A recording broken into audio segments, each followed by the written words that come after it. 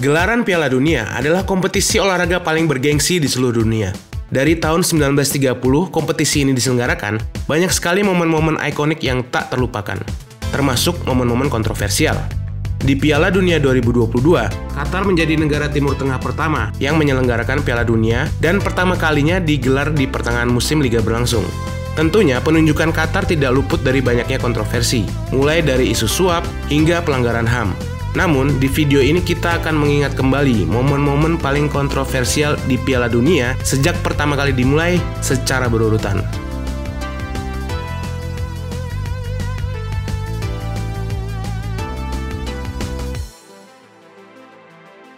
Pada tahun 1938, Italia menjadi negara pertama yang menjuarai Piala Dunia 2 kali berturut-turut. Namun kemenangan mereka ternodai oleh perilaku mereka pada saat pertandingan melawan tuan rumah Prancis di perempat final. Karena tuan rumah, Prancis mengenakan seragam berwarna biru, dan Italia seharusnya mengenakan seragam berwarna putih. Namun menurut laporan atas perintah diktator fasis mereka, Benito Mussolini, timnas Italia mengenakan seragam berwarna hitam lengkap dengan lambang fasis di dada. Mereka juga melakukan penghormatan fasis saat berbaris sebelum memulai pertandingan. Italia memenangkan pertandingan dengan skor 3-1 dan kemudian melaju sampai final dan mengalahkan Hungaria dengan skor 4-2. Kemenangan Italia menjadi kemenangan paling provokatif dalam sejarah Piala Dunia.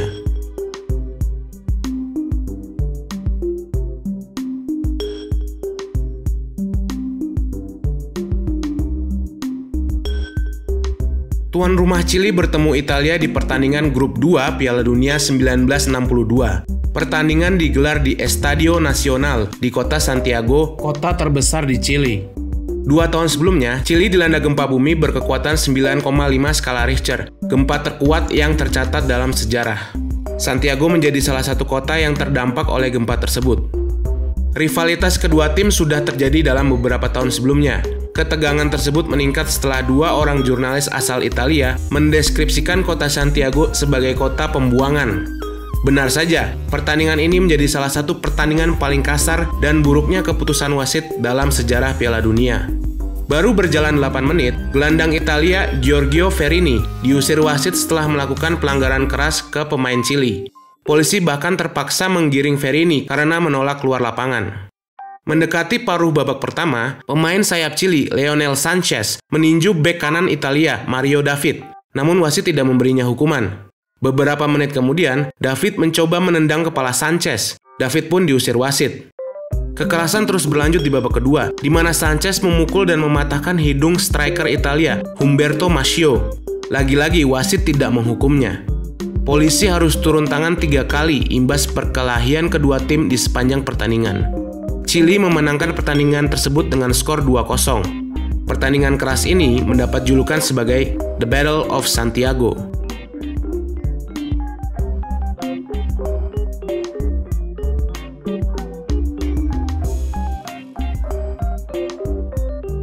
Pada Piala Dunia 1966, tuan rumah Inggris berhasil masuk final dan menjamu tim Jerman Barat. Dalam waktu normal 2 kali 90 menit, pertandingan berlangsung sengit dan saling serang. Pertandingan berakhir dengan skor 2-2 dan dilanjutkan ke babak perpanjangan waktu.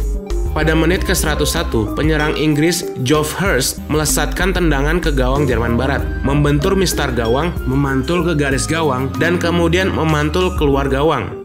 Wasit asal Swiss, Gottfried Dienz, yang memimpin pertandingan tidak dapat memutuskan apakah bola melewati garis gawang atau tidak. Namun hakim garis asal Uni Soviet, Taufik Bahramov, memberitahu Dienz bahwa bola telah melewati garis gawang dan Hurst telah mencetak gol. Menurut peraturan, bola harus melewati garis secara utuh untuk terjadinya sebuah gol. Namun belum ada teknologi secanggih sekarang untuk memastikannya pada saat itu. Inggris berhasil memenangkan pertandingan dengan skor 4-2, di mana Hurst mencetak 1 gol lagi di penghujung pertandingan dan menjuarai Piala Dunia untuk pertama kalinya. Menurut informasi yang didapat, ketika wasit asal Uni Soviet, Taufik Bahramov, berada di akhir hayatnya, ia sempat ditanya bagaimana ia begitu yakin bahwa itu adalah sebuah gol. Bahramov kemudian menjawab dengan satu kata, Stalingrad, yaitu sebuah kota di Uni Soviet di mana lebih dari 75.000 orang meninggal pada saat perang melawan Nazi Jerman.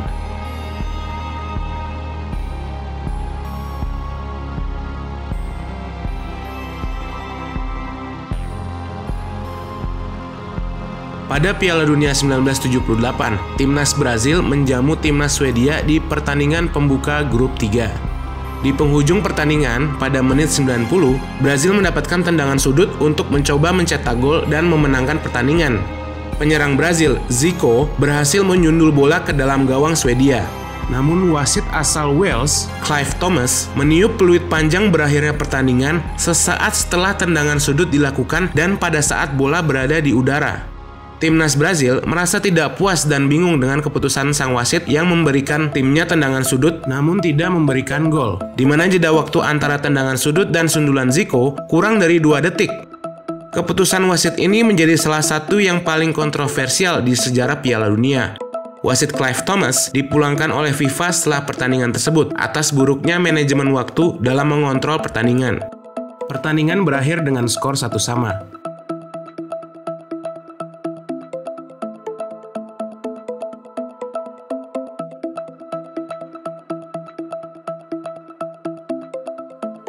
Argentina menjadi tim kelima yang menjadi tuan rumah dan berhasil menjuarai Piala Dunia. Tentunya kemenangan Argentina di Piala Dunia 1978 ini tidak luput dari kontroversi.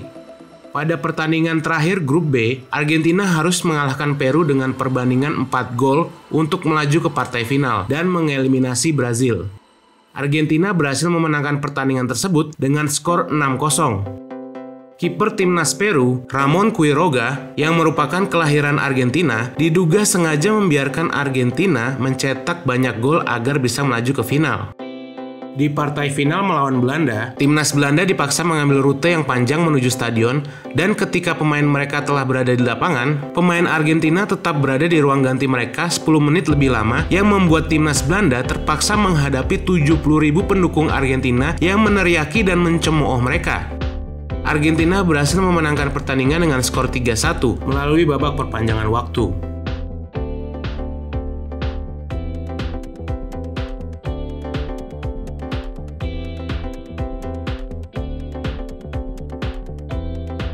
Pada Piala Dunia 1982, timnas Kuwait tampil pertama kali di ajang Piala Dunia dan berada satu grup dengan Cekoslovakia, Prancis, dan Inggris. Setelah berhasil menahan imbang 1-1 melawan Cekoslovakia di pertandingan pertama, Kuwait menjamu Prancis di pertandingan kedua. Di pertengahan babak kedua, Kuwait tertinggal dengan skor 3-1. Tak lama kemudian, Prancis kembali mencetak gol setelah para pemain Kuwait tiba-tiba berhenti bermain karena mereka mengira mendengar peluit wasit. Suara peluit tersebut ternyata berasal dari tribun penonton. Akibat kejadian tersebut, Presiden FA Kuwait, Sheikh Fahad Al-Ahmad Al-Sabah, turun dari tribun dan menarik semua pemain Kuwait ke pinggir lapangan. Alhasil wasit memutuskan untuk menganulir gol tersebut dan menjadi satu-satunya keputusan wasit yang diubah oleh seorang penonton. Beberapa menit kemudian, Prancis tetap berhasil mencetak gol keempatnya dan memenangkan pertandingan dengan skor 4-1.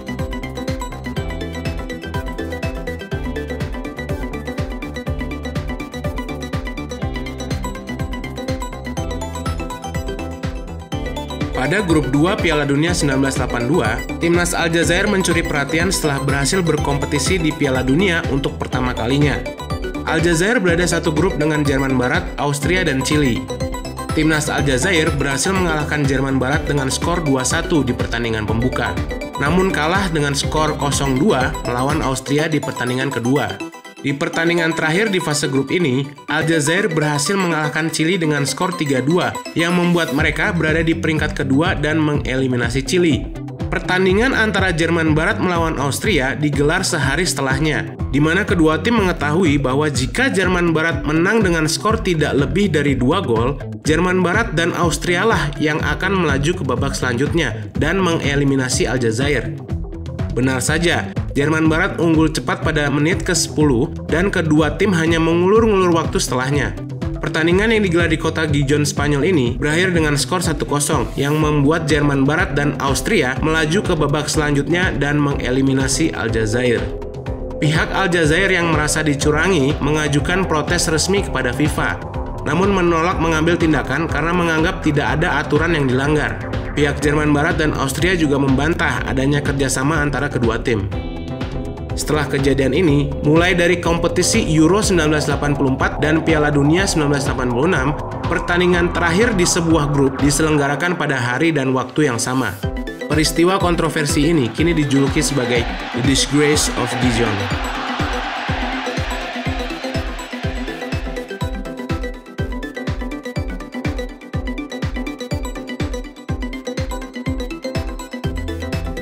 Setelah peristiwa di Gijon, Spanyol, timnas Jerman Barat menjadi public enemy bagi masyarakat di babak penyisihan. Pada pertandingan semifinal Piala Dunia 1982 antara Jerman Barat melawan Prancis, ada sebuah peristiwa yang membuat nama Jerman Barat makin dibenci oleh semua orang, khususnya sang kiper Harald Schumacher. Di menit-menit awal babak kedua, pemain Prancis Patrick Battiston mengejar bola umpan dari rekan setimnya. Di saat yang bersamaan, Schumacher berlari keluar kotak penalti, mengejar ke arah bola tersebut, namun malah menabrakkan bagian belakang tubuhnya ke arah wajah Battiston. Battiston kemudian tumbang ke tanah dan tak sadarkan diri. Petugas medis langsung masuk ke lapangan membawa tabung oksigen karena pemain Prancis lainnya melihat Battiston tidak bernafas dan tampak pucat. Battiston mengalami retak tulang belakang, kehilangan 2 gigi, dan sempat koma. Ajaibnya, wasit tidak menganggap kejadian tersebut adalah sebuah pelanggaran dan Schumacher tidak dihukum kartu. Pertandingan dilanjutkan dengan tendangan gawang oleh Jerman Barat. Pertandingan berakhir dengan skor 3-3 setelah perpanjangan waktu, dan Jerman Barat lolos ke final setelah menang lewat adu penalti, di mana Schumacher menjadi penentu kemenangan. Keputusan wasit ini menjadi salah satu yang paling kontroversial dalam sejarah Piala Dunia, di mana Schumacher tidak mendapatkan hukuman dan Battiston hampir kehilangan nyawanya.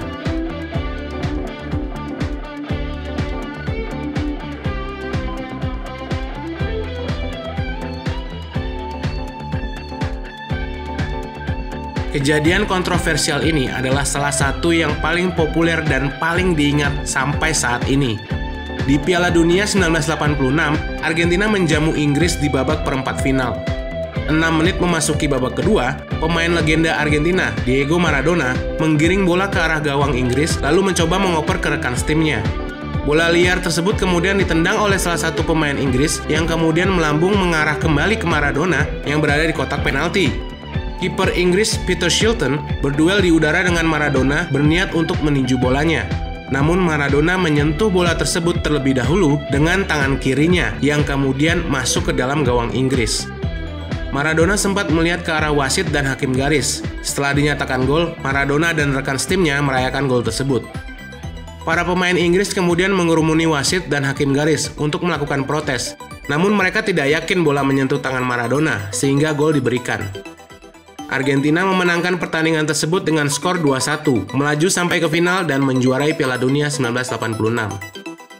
Kejadian seperti ini dapat dipastikan tidak akan terulang kembali karena adanya teknologi VAR. Namun gol ikonik Maradona akan tetap diingat dengan julukan The Hand of God.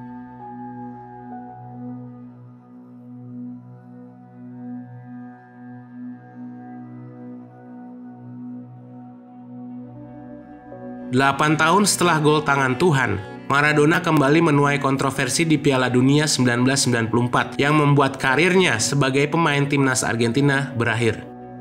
Argentina berada di grup D bersama Nigeria, Bulgaria, dan Yunani.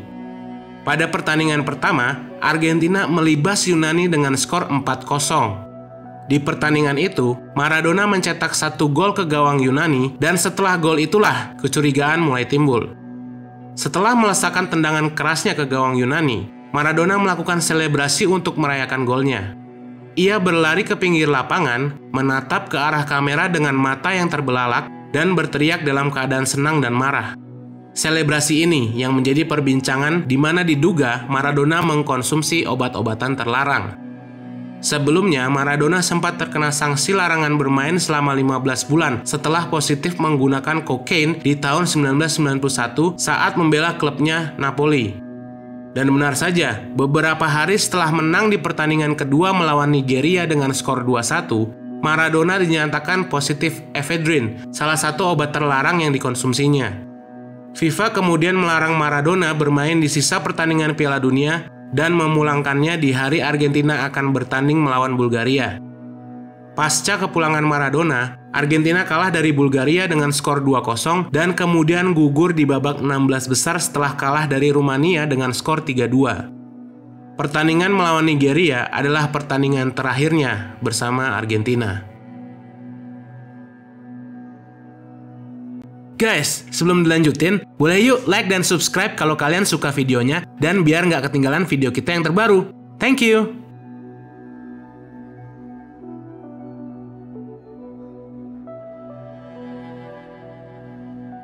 Kejadian ini merupakan yang paling tragis dalam sejarah Piala Dunia. Pada Piala Dunia 1994, timnas Kolombia menghadapi tuan rumah Amerika Serikat pada pertandingan kedua Grup A. Kedua tim sangat membutuhkan 3 poin setelah keduanya gagal memenangkan pertandingan pertama. 10 menit sebelum babak pertama berakhir, Andrés Escobar mencetak gol bunuh diri setelah gagal menghalau umpan pemain Amerika Serikat. Tampak penyesalan di wajah Escobar yang memperkecil kesempatan tim mereka untuk lolos. Pertandingan berakhir dengan kemenangan Amerika Serikat dengan skor 2-1, di mana gol bunuh diri Andrés Escobar dianggap sebagai pemicu kekalahan. Walaupun Kolombia memenangkan pertandingan terakhir, mereka tetap tersingkir dari babak grup. Timnas Kolombia kembali ke negaranya sehari kemudian. 5 hari setelah gugur dari Piala Dunia, Andrés Escobar ditembak orang tak dikenal di depan sebuah bar di kota Medellin. Escobar sempat dibawa ke rumah sakit, namun nyawanya tidak tertolong. Ia meninggal 1 jam setelahnya. Penembak Escobar ditangkap sehari kemudian. Humberto Castro Munoz, seorang pengawal gembong narkoba bernama Santiago Galón. Motifnya diduga bahwa Galón kalah besar dalam taruhan di pertandingan Kolombia melawan Amerika Serikat dan memerintahkan Castro untuk melenyapkan Escobar. Kematian Escobar mencoreng negara Kolombia di kancah internasional, tetapi namanya tetap dijunjung tinggi dan dikenang oleh para fans.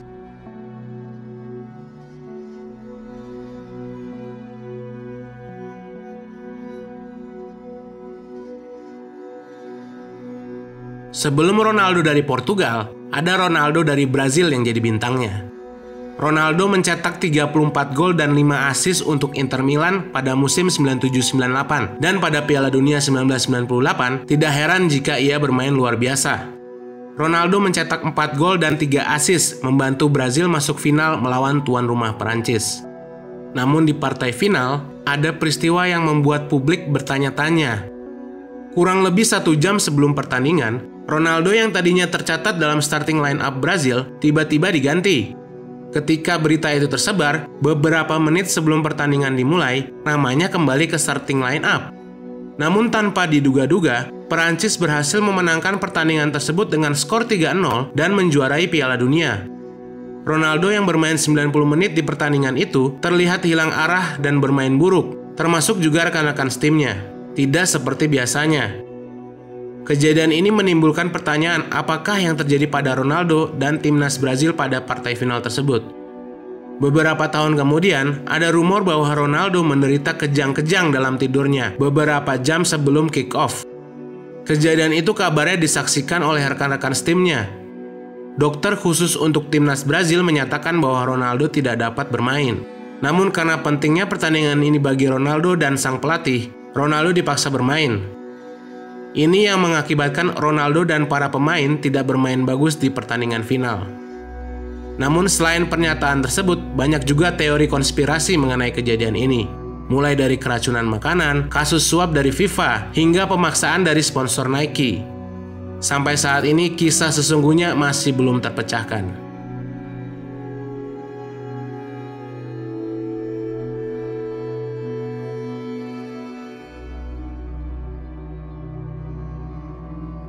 Kasus ini bisa dibilang kejadian kontroversial paling besar di sejarah Piala Dunia. Korea Selatan berhasil meraih tempat keempat di Piala Dunia 2002. Walaupun diuntungkan sebagai tuan rumah bersama Jepang, tidak ada yang menduga Korea Selatan berhasil melaju hingga semifinal. Kontroversi Piala Dunia 2002 dimulai sejak penunjukan Korea Selatan dan Jepang sebagai tuan rumah. Namun di video ini kita akan berfokus pada 2 pertandingan di babak penyisihan yang dipenuhi kontroversi. Setelah menggugurkan Portugal dan Polandia di babak penyisihan grup, mereka berhasil mengalahkan Italia di babak 16 besar dan mengalahkan Spanyol di babak perempat final. sebelum akhirnya dikalahkan Jerman di semifinal dan dikalahkan Turki di babak perebutan juara 3. Di pertandingan melawan Italia dan Spanyol, Korea Selatan bermain sangat keras dan kasar. Banyak sekali tackle, dorongan, bahkan sikutan para pemain yang tidak dinyatakan sebagai pelanggaran atau bahkan diberi hukuman kartu. Ada 1 gol dari Italia dan 2 gol dari Spanyol yang dianulir wasit karena offside yang sebenarnya tidak. Korea Selatan berhasil mengalahkan Italia dengan skor 2-1 lewat babak perpanjangan waktu dan mengalahkan Spanyol 5-3 lewat adu penalti. Walaupun penampilan Korea Selatan luar biasa, namun dunia mengingat Piala Dunia 2002 sebagai turnamen paling kontroversial. Jika kalian ingin mengetahui lebih detail mengenai kontroversi Korea Selatan di Piala Dunia 2002, silakan klik link di pojok kanan atas atau yang ada di deskripsi video.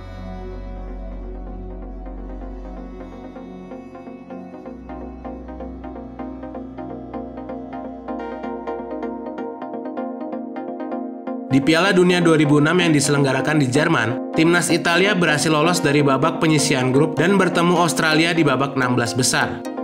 Australia yang bermain baik di penyisihan grup berhasil menahan gempuran Italia dan membuat mereka frustasi selama pertandingan. Italia bermain dengan 10 main dari menit ke-50 setelah Marco Materazzi diberi kartu merah usai melakukan tackle keras ke pemain Australia.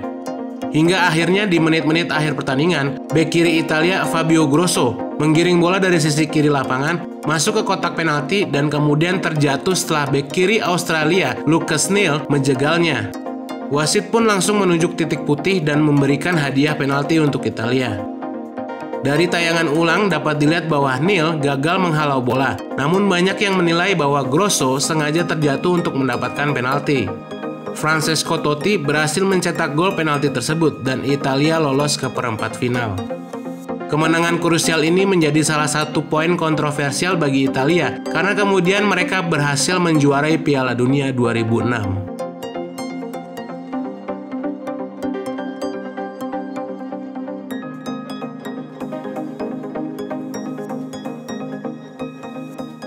Di pertandingan penyisihan grup Piala Dunia 2006 antara Kroasia melawan Australia, ada kejadian tak biasa yang belum pernah terjadi sebelumnya di kompetisi-kompetisi besar.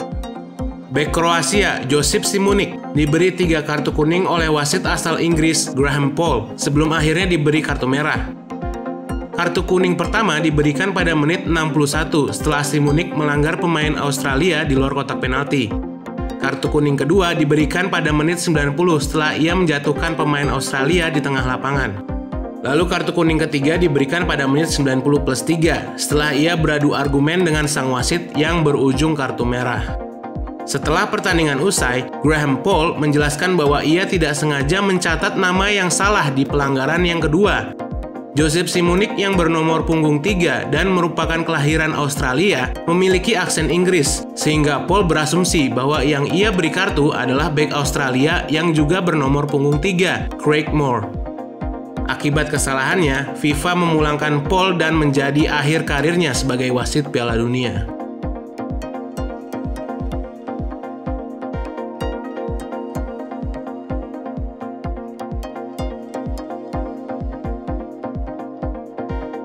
...44 tahun setelah The Battle of Santiago, pertandingan antara Portugal melawan Belanda di babak 16 besar Piala Dunia 2006 menjadi jilid keduanya.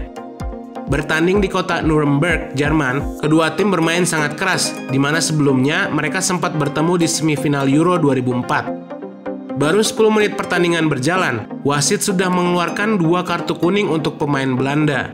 Gelandang Portugal, Maniche, mencetak gol perdana pada menit 23.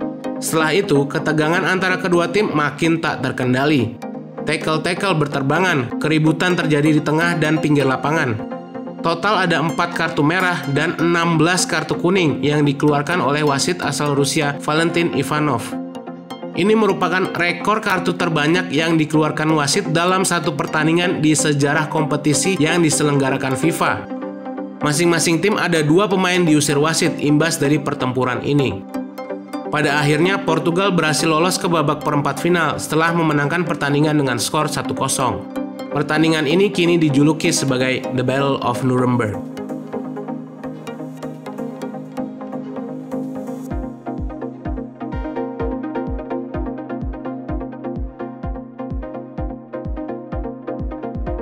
Nilai final Piala Dunia 2006 antara Prancis melawan Italia memperlihatkan salah satu peristiwa paling ikonik dalam sejarah kompetisi. Selain diingat sebagai pencetak gol di pertandingan ini, keduanya juga terlibat dalam sebuah kejadian yang tak terlupakan. Zinedine Zidane dan Marco Materazzi. Setelah keduanya mencetak gol di babak pertama, pertandingan berakhir dengan skor 1-1 di waktu normal dan dilanjutkan ke babak perpanjangan waktu. Di pertengahan babak kedua perpanjangan waktu, Prancis melakukan serangan ke gawang Italia. Zidane dikawal ketat oleh Materazzi di kotak penalti. Ketika bola berhasil direbut oleh Italia, Zidane dan Materazzi terlihat adu mulut. Tak lama kemudian Zidane berjalan ke arah Materazzi dan menanduknya di bagian dada. Materazzi terjatuh kesakitan. Hakim garis yang melihat kejadian tersebut memberitahu wasit yang kemudian memberi Zidane kartu merah. Karir gemilang Zidane untuk Prancis harus berakhir dengan kejadian ini. Beberapa tahun kemudian, Materazzi menjelaskan apa yang ia ucapkan kepada Zidane sampai membuatnya marah. Zidane awalnya mengatakan akan memberikan jersinya kepada Materazzi dalam bentuk sarkasme. Materazzi membalasnya dengan mengatakan lebih memilih adik perempuan Zidane daripada jersinya. Hal inilah yang membuat Zidane marah dan kemudian menanduk Materazzi. Materazzi mengakui perkataannya bodoh, namun ia merasa tidak pantas mendapatkan reaksi seperti itu dari Zidane. Italia menjuarai Piala Dunia 2006 setelah menang lewat adu penalti. Sampai saat ini, Piala Dunia 2006 diingat sebagai peristiwa Zidane sundul Materazzi.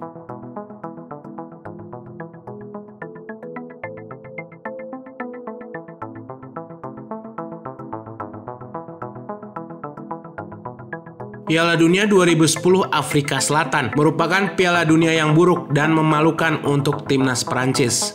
Setelah berhasil mencapai final di Piala Dunia 2006, langkah Prancis di kompetisi-kompetisi besar mulai terseok-seok. Prancis gagal lolos dari penyisihan grup Euro 2008 setelah berada di grup neraka bersama Belanda dan Italia. Kemudian di babak kualifikasi Piala Dunia 2010, mereka tampil tidak meyakinkan yang mengharuskan mereka bertanding di babak playoff 2 leg melawan Republik Irlandia. Prancis lolos ke Piala Dunia berkat asis kontroversial Thierry Henry yang mengontrol bola dengan tangan yang kemudian diberikan ke William Gallas dan mencetak gol. Keraguan dan kritikan terus mengalir ke arah pelatih Prancis, Raymond Domenech, setelah menunjuk skuad pemain untuk Piala Dunia yang dinilai kurang berkualitas. Dan benar saja, malapetaka pun terjadi di Afrika Selatan. Prancis berada di grup A bersama tuan rumah Afrika Selatan, Uruguay, dan Meksiko. Sehari sebelum pertandingan pertama melawan Uruguay, penyerang Prancis Florent Malouda bersitegang dengan Raymond Domenech sampai-sampai harus dipisahkan oleh sang kapten Patrice Evra. Imbas dari kejadian itu, Malouda dicadangkan di pertandingan pertama dan Prancis ditahan imbang Uruguay 0-0. Di pertandingan kedua melawan Meksiko, situasi semakin memburuk. Setelah ditahan imbang 0-0 di babak pertama, striker Prancis Nicolas Anelka diganti sebelum babak kedua dimulai. Alasannya dikarenakan Anelka menghina Domenech dengan perkataan yang kasar pada saat jeda istirahat. Prancis kalah dari Meksiko dengan skor 2-0 dan Anelka terpaksa dipulangkan akibat tindakannya. 2 hari kemudian, kekacauan ini berlanjut ketika Patrice Evra dan rekan setimnya menolak untuk melakukan sesi latihan. Mereka memprotes keputusan Federasi Sepak Bola Prancis memulangkan Anelka kepada pelatih dan staf pelatih. Terlihat Evra beradu argumen dengan salah satu staf pelatih yang kemudian dipisahkan oleh Domenech. Puncak malapetaka ini tiba setelah Prancis dikalahkan tuan rumah Afrika Selatan dengan skor 2-1. Prancis berada di posisi paling bawah dan hanya mencetak 1 gol. Raymond Domenech dipecat dari jabatannya sebagai pelatih dan ke-23 pemain yang memberontak dihukum larangan bermain 1 kali untuk negaranya.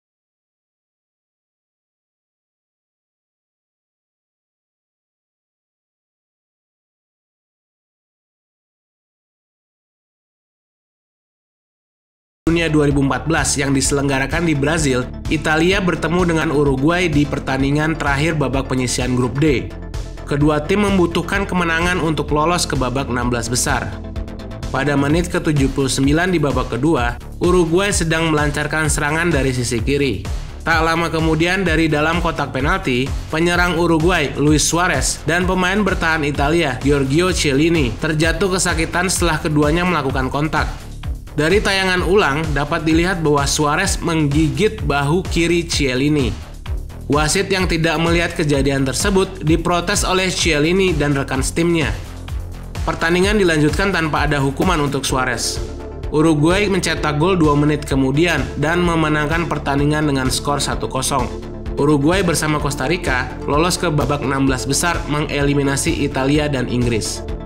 2 hari kemudian, FIFA menghukum Suarez larangan bermain 9 pertandingan internasional dan larangan aktivitas sepak bola untuk klub selama 4 bulan. Suarez sebelumnya juga pernah 2 kali dihukum akibat tindakannya, yaitu menggigit pemain lawannya saat bermain untuk Ajax dan Liverpool. Sampai saat ini, gigitan Luis Suarez adalah salah satu tindakan paling aneh dalam dunia sepak bola.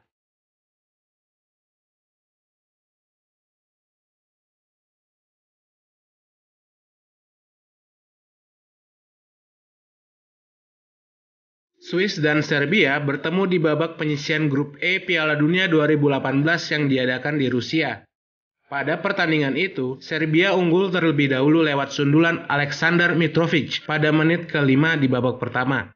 Di babak kedua, Swiss berhasil membalikan keadaan lewat gol sepakan keras Granit Xhaka pada menit ke-52 dan gol individu Xherdan Shaqiri pada menit ke-90. Swiss memenangkan pertandingan tersebut dengan skor 2-1 dan berhasil lolos dari fase grup. Yang menjadi perbincangan adalah selebrasi gol dari Granit Xhaka dan Xherdan Shaqiri. Keduanya terlihat merayakan gol dengan menyilangkan tangan mereka membentuk gestur elang berkepala dua. Gestur ini merupakan lambang pada bendera negara Albania yang digunakan oleh orang-orang keturunan Albania yang tinggal di Albania, Kosovo, dan Makedonia Utara. Xhaka dan Shaqiri merupakan keturunan Kosovo Albania. Ayah dari Xhaka sempat ditahan oleh pasukan Serbia pada tahun 1986 yang memaksa keluarganya pindah ke Swiss. Shaqiri yang lahir di Kosovo harus mengungsi ke Swiss bersama keluarganya pada saat perang antara Serbia dan Kosovo. Kosovo memperoleh kemerdekaan dari Serbia pada tahun 2008, namun hingga kini Serbia tidak mengakuinya. Xhaka dan Shaqiri mengaku selebrasi mereka hanya sekedar luapan emosi di dalam pertandingan yang sengit. 3 hari kemudian, FIFA memberi denda 10.000 Swiss franc kepada mereka berdua atas selebrasi mereka yang dinilai mencampuri urusan politik dengan sepak bola. Guys, terima kasih ya udah nonton. Jangan lupa like jika kalian suka, subscribe biar nggak ketinggalan video terbaru dari kita, dan komen di bawah konten-konten apa yang pengen kalian tonton. See you next time!